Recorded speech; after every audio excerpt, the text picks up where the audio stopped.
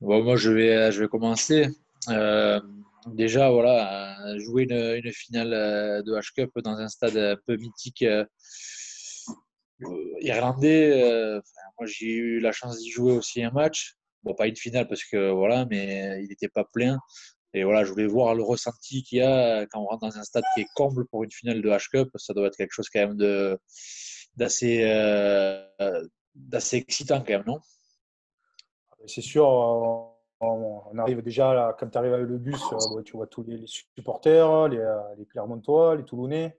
Donc déjà, la pression, elle commence à monter. Et puis après, quand tu sors pour aller t'échauffer, que tu es dans le vestiaire, tu sors, tu entends le bruit, les drapeaux. Enfin, là, tu sens vraiment la chaleur de tes supporters et la pression de l'équipe adverse, enfin des supporters adverses. Donc, ouais, c'est quelque chose qui te marque. Après, comme tu sais, bon, après, tu rentres dans ton match et tu fais plus trop cas, mais bon, c'est vrai que au début, quand tu rentres sur le terrain, tu as les frissons. Et voilà, quoi, tu n'as qu'une chose, c'est que le match il commence et que ça se passe bien, quoi. Ouais, Après, bien sûr.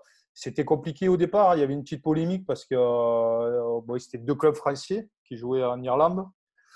Et bon, les supporters allaient un petit peu parce que pour eux, ben, ça leur faisait des frais de Ouais, déplacement. C'était un petit peu compliqué. Bon, les Clermontois, ils avaient un petit peu plus l'habitude de faire des voyages, de se déplacer. Nous, c'était la première fois, enfin, pour la Grande Coupe d'Europe. Donc, il y avait une petite polémique. Mais bon, après, maintenant, c'est rentré dans les mœurs. Les finales elles sont programmées à l'avance dans les pays différents. Donc, c'est plutôt, je trouve que c'est un bel événement, quoi. Avec la finale, la petite finale aussi, c'est un truc sympa. Ouais. Ah oui, non, je me doute, ça doit être énorme, ouais, franchement. Quand on rentre Oui, dans ce stade, c'est bien et de... toi, par rapport à la Coupe d'Europe, tu en penses quoi par rapport au championnat français? Si tu vois des différences sur le niveau du rugby, sur l'ambiance? Ouais, c'est des matchs quand même qui sont autrement au niveau de l'intensité, au niveau même de la pression qu'il y a autour, c'est quand même autre chose. Ouais. T'as pas le droit à l'erreur, quoi. Faut être bon le jour J et après même pour se qualifier, c'est déjà chaud. Donc, dès que tu perds un match sur les phases de poule, après, pour se remettre un peu, c'est dur, quoi, de gagner à l'extérieur ou de gagner avec le bonus à la maison contre des équipes comme ça, c'est dur, hein. Moi, je me rappelle la première année où on est arrivé, où je suis arrivé, pardon, on avait joué un match contre les London Wasps. C'était à Ouais. Mayol et on perdait, je crois, à la 39e.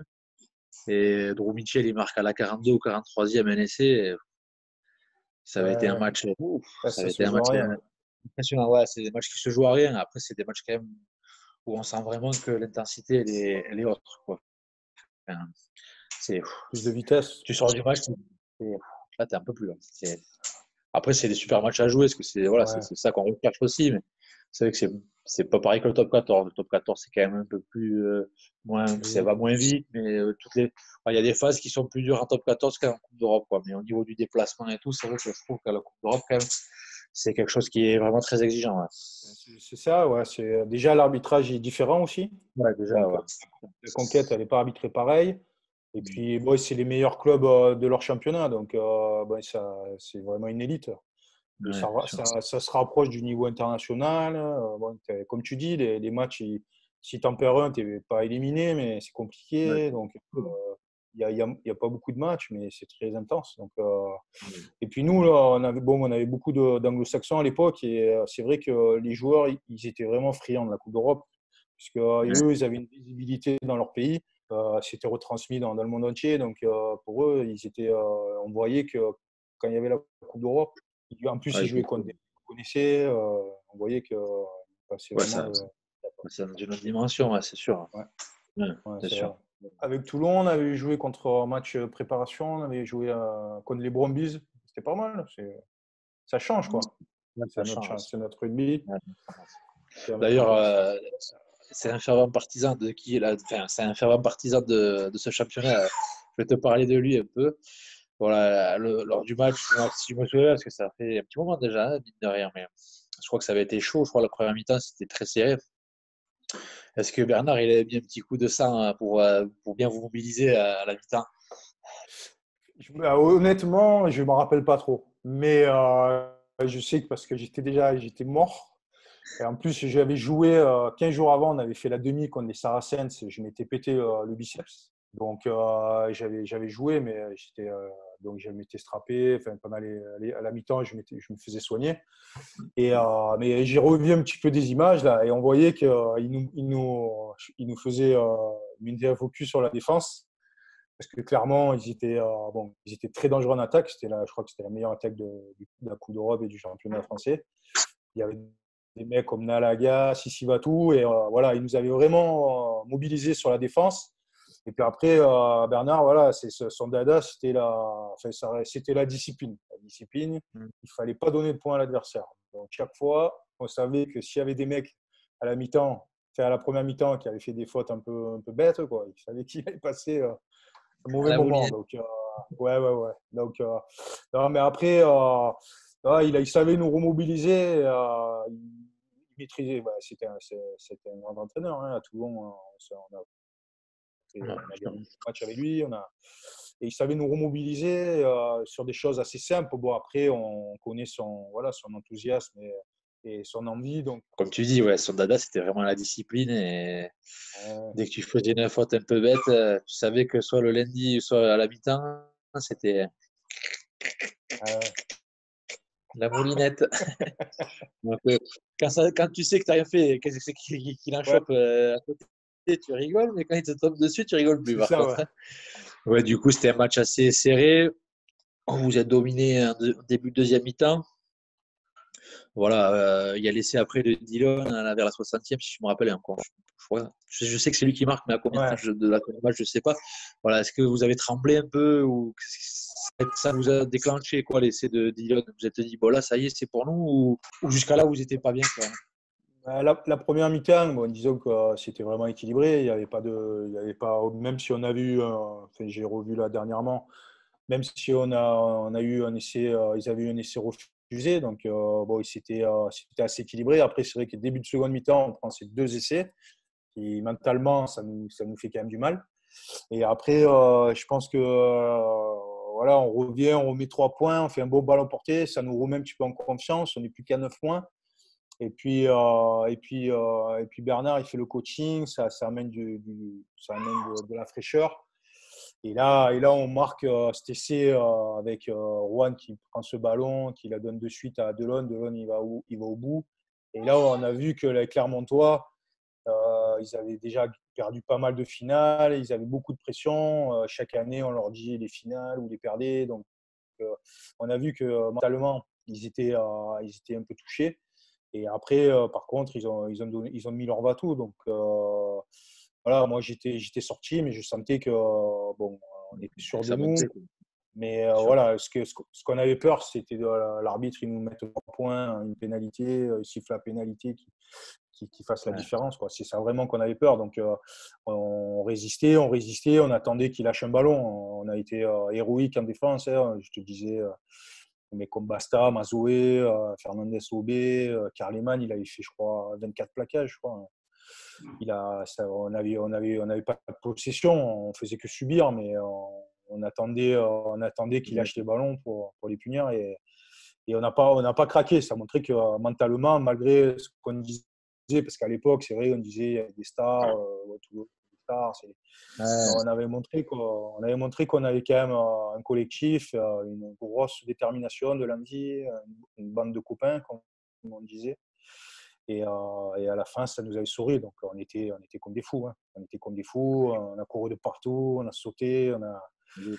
Ouais, c'était énorme. Mais clairement, tout le match, ils méritaient aussi.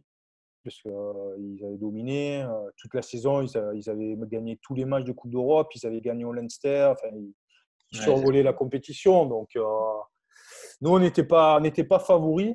Et ça nous avait plutôt bien réussi sur ce match-là. On avait renversé la pression et on avait bien terminé. J'allais te poser la question. Le retour, du coup, après, ouais, je crois que là, vous avez joué après la finale de top 14. Donc, est-ce qu'après, c'est pas un peu. Enfin, on connaît le rugby, on a bien fêté les choses. Est-ce qu'après, vous avez quand même fait la fête ou vous êtes quand même concentré quand même aussi sur le reste? C'était compliqué parce que on était, bon, c'est sûr qu'on était super heureux, on était dans une folie dans nos têtes, c'était un truc de fou, mais on savait qu'on avait la demi-finale la semaine d'après contre Toulouse. Et l'année d'avant, on avait perdu en finale contre Toulouse où on s'était fait secouer devant. Donc, on était entre les deux, tu vois. On avait envie de le fêter, mais en même temps, on se disait, faut pas passer pour des cons, tu vois, le week-end d'après. Donc, on avait été raisonnable. Honnêtement, on n'était pas rentré sur Toulon d'ailleurs. On était resté en Irlande. Et après, on était parti direct à Nantes.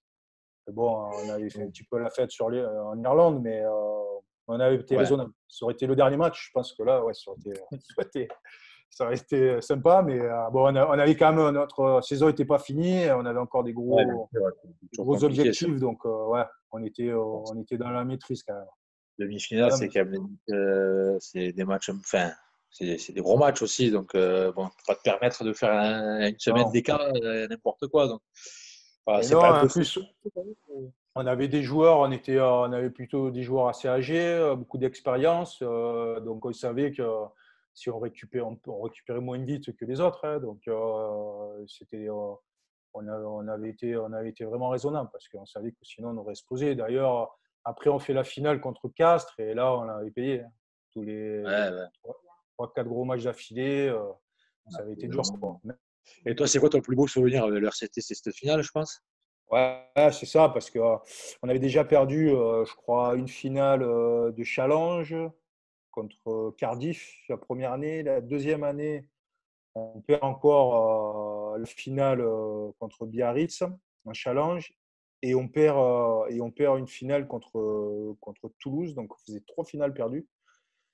Donc, c'était pas des. Même si l'aventure était belle, quand tu finis comme ça, voilà, quoi, c'est un peu difficile à vivre. Et là, voilà, c'était le délivrement. On était libéré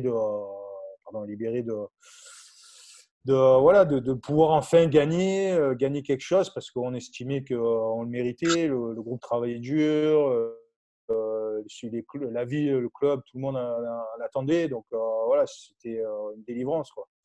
Ouais, bien sûr. Et du coup, voilà, après, ça a emmené encore plus d'ambition au club. Ça s'est pas arrêté là. C'était top. C'était Ouais, c'est excellent. moi, en plus, j'étais un petit peu, j'étais en fin de carrière, donc c'était le moment ou jamais. Ouais, Donc bien pour sûr. moi, Ça fait bien. je vais parler un peu égoïstement, mais c'était quelque chose d'extraordinaire. Je me disais, voilà, c'est maintenant, après, ce sera plus. Donc Ouais, bien sûr. c'était bien de finir comme ça. Et après, le retour, partager ça avec les supporters, avec la ville, Ouais, ouais, c'était un truc de fou, quoi. C'était ouais, c'était top, quoi. C'était top. Mais c'est tu faire le vois, vivre. il y a des jeunes, ben, ah ouais, moi je pense que vous avez les moyens. Mais tu vois, il y a des jeunes, ils le vivent, ils s'en rendent pas compte. Pour eux, c'est facile. Ils sont de suite dans une Ouais, belle équipe, ils gagnent. Tu vois, quand, quand tu commences, tu as connu ça à Bayonne, tu joues un peu les bas tableaux, tu galères un peu, quoi. Quand tu arrives dans ouais, de bien grosses sûr. équipes, tu joues les phases finales et tu gagnes des titres, Ah, ouais, c'est la consécration. ouais, Tu te c'est dis, sûr. ça y est, c'est bon, maintenant j'ai fait ce qu'il y avait à faire. Et ouais, bon, après, tu as toujours des challenges, mais Oui, tu oui, vois. mais c'est quand même quelque chose, voilà, c'est vrai, comme tu dis, un objectif qui est atteint, quoi.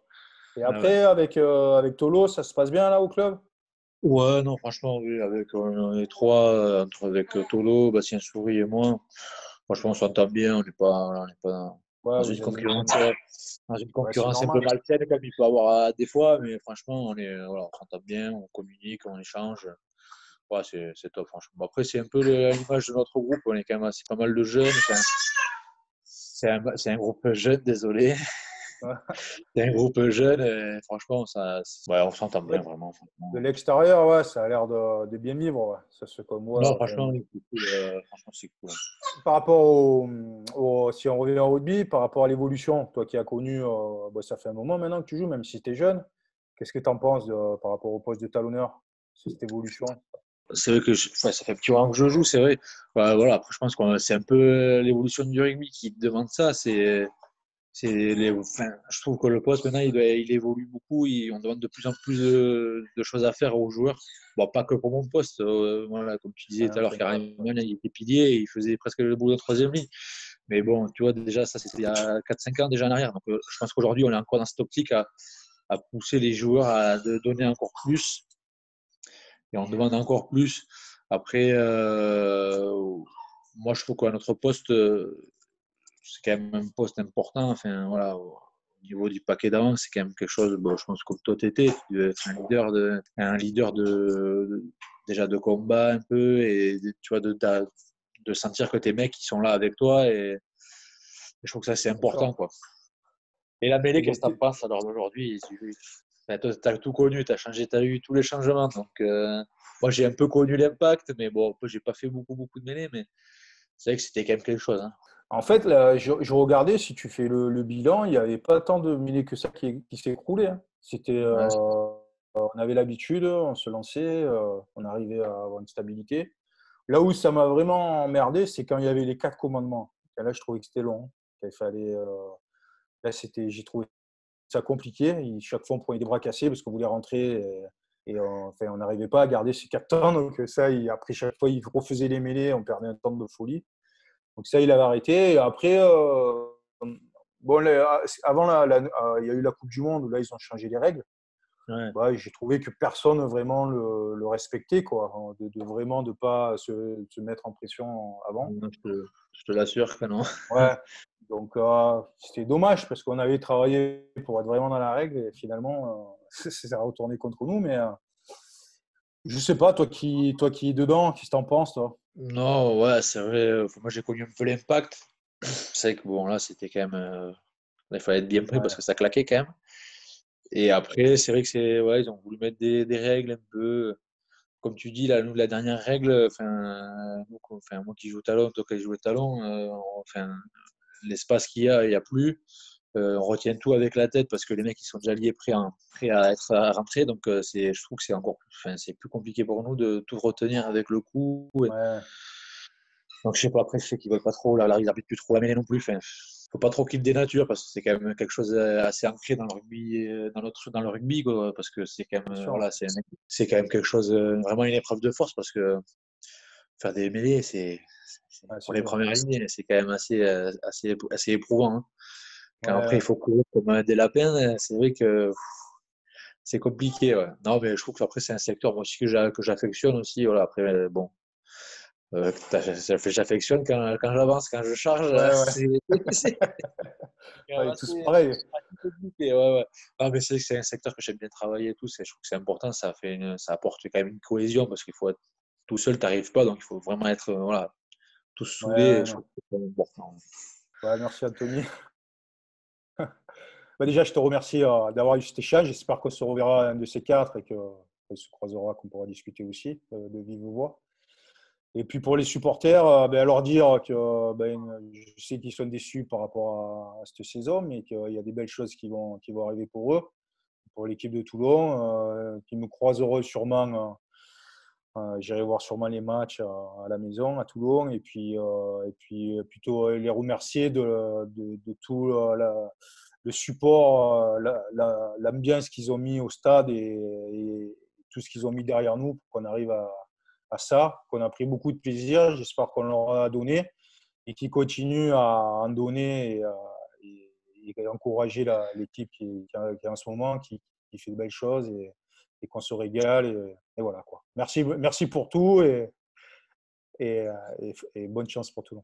Merci à Seb aussi d'avoir participé à cette vidéo. Voilà, c'est passé un moment très agréable et je pense que c'est bien de parler aussi un peu voilà, du vécu du club avec des joueurs qui l'ont vraiment, enfin, qui ont vraiment vécu ça. Et pour les supporters, voilà, ça va rappeler aussi les moments de gloire du club. Et voilà, je pense que pour le club, c'est important de ne pas les oublier. Et voilà, pour revenir à moi, voilà, je veux juste vous dire que voilà, les supporters, enfin, un club sans supporters, c'est vraiment pas grand-chose. Certes, la saison s'est finie un peu bizarre, mais voilà, j'espère que l'année prochaine, vous répondrez tous présents. Et parce que moi, j'ai vraiment hâte de vous retrouver à Mayol. Voilà, mais merci encore à vous et ne vous lâchez pas.